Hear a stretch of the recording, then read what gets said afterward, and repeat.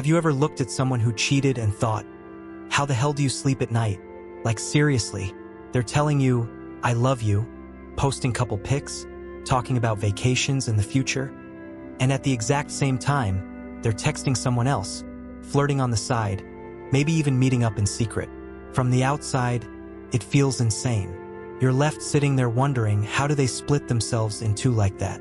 How do they not collapse under the guilt? And what does that say about me?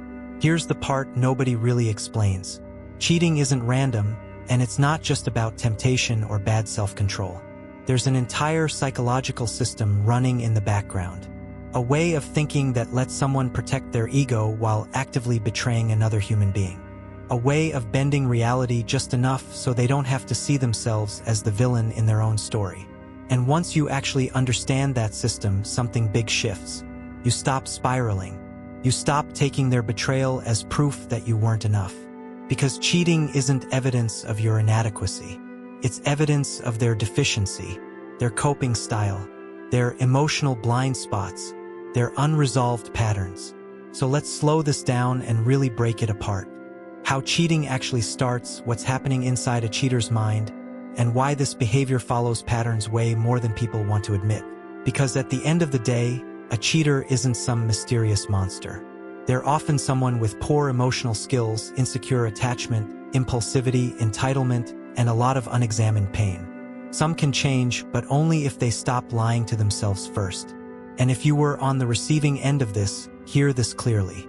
Their cheating is not proof that you were unlovable, boring, or replaceable. It's proof that they chose the easier road instead of the honest one. You deserve someone who protects the relationship when they're lonely, not someone who throws it away for a hit of ego or excitement. If this helped you see even a piece of your story more clearly, hit like so it reaches others trying to make sense of betrayal. And if you want more content like this, subscribe. The more you understand how minds work, the harder it becomes for anyone to play with yours again. When cheating finally comes into the light, the reactions are rarely random. In fact, they're almost scripted. By the time the truth is exposed, the cheater's self-image is under full attack, and the mind scrambles to protect itself. The first move is usually denial.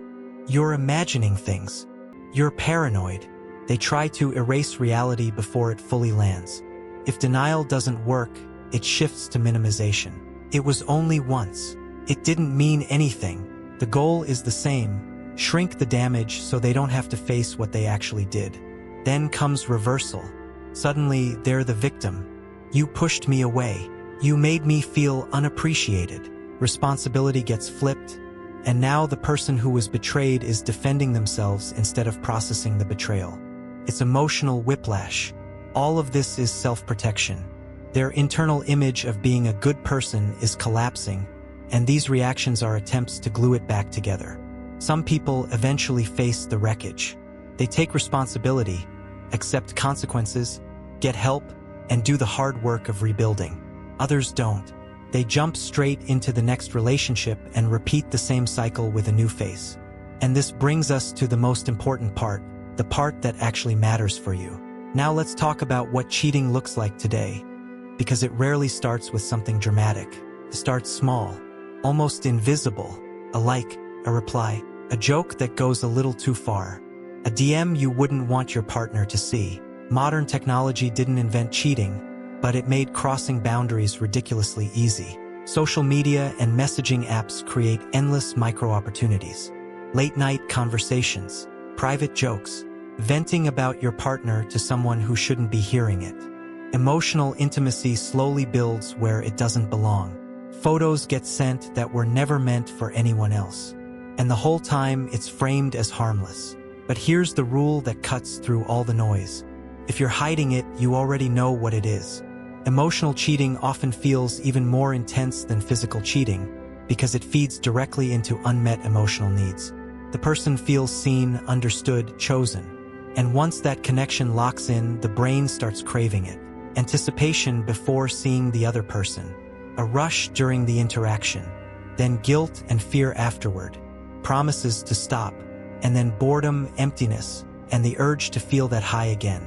It becomes a cycle. Meanwhile, the partner at home feels something is off.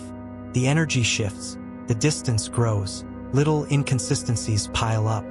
But they can't quite name it yet. And that's the cruel part. The betrayal usually begins long before the truth ever comes out. Because when the affair is exposed, it doesn't just end quietly. It triggers another set of predictable reactions. And those reactions tell you everything you need to know. Now this is where the picture sharpens, because once you understand the different types of cheaters, the confusion starts to fade. Not all cheating comes from the same place, even if the damage ends up looking similar. There's the chronic cheater. This is the pattern-driven one. Multiple affairs, double lives, strong entitlement, low empathy, often tied to those dark triad traits we talked about earlier.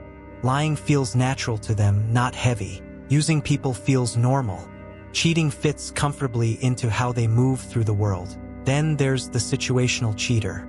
Someone who cheats during a specific crisis, grief, loss, extreme stress, a major identity breakdown. This doesn't make it okay, but it explains why the behavior appears suddenly in someone who never did it before. They're not coping, they're escaping. You've also got the exit cheater. They already want out of the relationship, but instead of ending it cleanly, they cheat. Sometimes to create emotional distance. Sometimes to force a breakup without having to say the words. It's a passive way of burning the bridge so they don't have to walk away honestly. And then there's the intimacy avoidant cheater. These are the ones who get close, panic internally, and then sabotage everything. Their logic is twisted but protective. If I ruin this first, I won't have to wait for you to hurt me later. Underneath it all is fear. Here's the key thing, though. Many of these people carry deep wounds. But wounds explain behavior, they do not excuse it. Pain doesn't erase responsibility. And in today's world, the path into these patterns is smoother than ever, because cheating doesn't usually announce itself anymore. It sneaks in quietly through modern life, and that's exactly where things go next. So let's get into the stories, because without these stories, cheating couldn't last. The guilt would be unbearable. The self-image would collapse.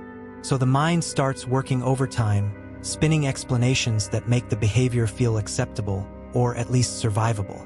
One of the most common ones is, it's just physical. What they're really saying is, I want the pleasure without the emotional consequences.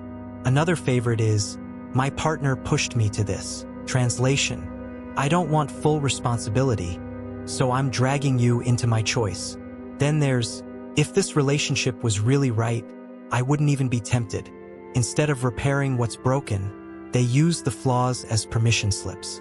A big one people don't talk about enough is, this proves I'm still attractive. That one hits when someone's self-worth is shaky. The attention becomes a mirror. Someone else wants me, so I still matter. It's not about connection, it's about validation. Psychology calls this self-serving bias. It's our natural tendency to explain our own actions in ways that protect our ego and shift blame outward. When self-serving bias teams up with cognitive dissonance, a cheater can keep going for months, even years, while telling themselves they're nothing like real cheaters. But here's the thing, cheaters aren't all the same. The behavior can look similar on the surface, but the motivations underneath can be very different. And once you see the different types, you start realizing how predictable this all actually is. Because there are patterns, clear ones, and the next part breaks those patterns down. Once the brain gets involved, things escalate fast. Because cheating doesn't just live in emotions or personality, it lights up the reward system like a slot machine that just hit. New attention, secret messages, someone choosing you, dopamine spikes hard. They feel energized, interesting, alive again. Especially if their real life feels dull, stressful, or emotionally heavy. But here's the trap. That rush doesn't last. To keep both the high and their self-image intact, cheaters rely on one of the most powerful psychological tricks there is, compartmentalization. They mentally split their life into separate boxes and swear those boxes will never touch. Box 1 is the public version of themselves, the loyal partner, the family person, the one who shows up to events, says the right things, and genuinely believes they care. Box 2 is the hidden self, secret chats, changed contact names, deleted messages, working late, rewritten timelines, different rules. And they work hard to protect those boxes. Because as long as the boxes stay separate, they can tell themselves, my relationship is still good, This is just something on the side. I've got it under control. In their mind, love lives in one box. Betrayal lives in the other. The scary part? They often believe it. Some cheaters will say, "I never stopped loving my partner." And to them, that feels true, because they've mentally walled off the damage. But in reality, it's the same person doing both things. And every time they protect the split, their integrity erodes a little more. Still, compartmentalization alone isn't enough to keep the behavior going. To survive long-term, cheaters need stories, narratives that justify what they're doing and keep guilt from crushing them. And the stories they tell themselves are where things get really revealing. So let's talk about who cheats, because here's something important. Having relationship problems doesn't automatically turn someone into a cheater. Plenty of people feel unhappy, disconnected, or stressed and still don't cross that line. So what actually tips the scale? One of the biggest predictors psychology points to is attachment style. Basically, how someone learned to connect, trust, and feel safe in relationships long before you ever met them. These patterns form early, and they quietly shape how people handle closeness as adults.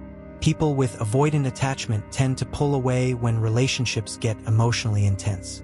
They crave independence, feel suffocated by too much closeness, and often shut down instead of opening up. On the flip side, people with anxious attachment crave reassurance but live in constant fear of abandonment. They want intimacy badly, but they're never fully at ease inside it. Here's the twisted part. Both types want connection, but connection also scares them. So cheating becomes a messed up workaround. They keep their main relationship so they don't feel alone, but they start something on the side so they don't feel trapped. It's not a solution, it's avoidance dressed up as excitement. Then you layer in personality traits, and the risk jumps even higher. Research often talks about the dark triad: narcissism, Machiavellianism, and psychopathy. Narcissism brings entitlement. The rules don't apply to me. Machiavellianism treats people like pieces on a chessboard. Psychopathy dulls empathy and guilt while boosting risk-taking. Not every cheater fits this profile, but when entitlement is high and empathy is low, cheating slides right into their worldview. Add impulsivity, boredom with routine, and a hunger for novelty, and temptation becomes fuel. But here's where it gets dangerous, because once the behavior starts, the brain itself begins rewarding it. And that's where the real addiction begins. That mental bending leads straight into the next layer of the system, and this is where cheating becomes sustainable instead of just a one-time slip. When a cheater realizes they can quiet their guilt by changing the explanation instead of the behavior, a switch flips. This is where moral disengagement kicks in. Moral disengagement is basically the brain saying, "I'm turning off my own rules for a bit." It's how someone does something they know is wrong without feeling like a terrible person. Responsibility gets pushed around. Blame gets softened. The damage gets minimized. It didn't hurt anyone. It's just physical. I would have stopped before it went too far. Every excuse takes a little weight off their conscience. At the same time, they're convincing themselves they're still the good guy in the story. They'll say things like, "I never stopped loving my partner." And in their mind, that can feel completely true. Love stays protected. Betrayal gets mentally downgraded. The contradiction is uncomfortable, but it's manageable as long as the explanations keep working. And here's the part that messes with people who get cheated on. From the outside, it looks cruel and calculated. From the inside, the cheater often experiences it as survival. They feel justified, misunderstood, even trapped. Not because it's accurate, but because their mind is working overtime to protect their self-image. But not everyone uses this system the same way, and not everyone is equally likely to cheat in the first place. Because once you zoom out, you start seeing patterns in who cheats and why, and that's where attachment styles and personality traits come into play. And trust me, this next part explains a lot. Alright, so let's start where cheating actually begins, because here's the thing most people get wrong. Cheating almost never starts in a hotel room, a car, or someone else's bed. It starts way earlier and way quieter inside someone's head. It usually kicks off with small, private thoughts they never say out loud. Stuff like, "My partner doesn't really get me anymore," or "This relationship is basically dead anyway," or "I've given so much, I deserve something for myself." And look, sometimes there are real issues, real distance, real resentment, real loneliness. That part is true. But instead of facing those problems directly, instead of having the hard conversation or making a clean decision, something else happens. They split themselves in two. On one side, they hold tight to the identity of being a good person. I'm loyal. I'm not a cheater. I would never do that. On the other side, they're slowly crossing lines, replying to messages they shouldn't, hiding little details, enjoying attention they know is dangerous. The flirting feels harmless at first. The secrecy feels exciting. And now their actions don't match their values. That gap creates serious mental discomfort. Psychology calls it cognitive dissonance, when who you think you are and what you're actually doing don't line up. And that discomfort demands relief. A healthy person fixes the behavior. A cheater often fixes the story instead. It's not that serious. Everyone does this. If my partner really cared, they'd notice I'm unhappy. And just like that, the line starts to blur. But this is where it gets wild, because once the mind learns how to bend reality once, it gets a lot easier the next time.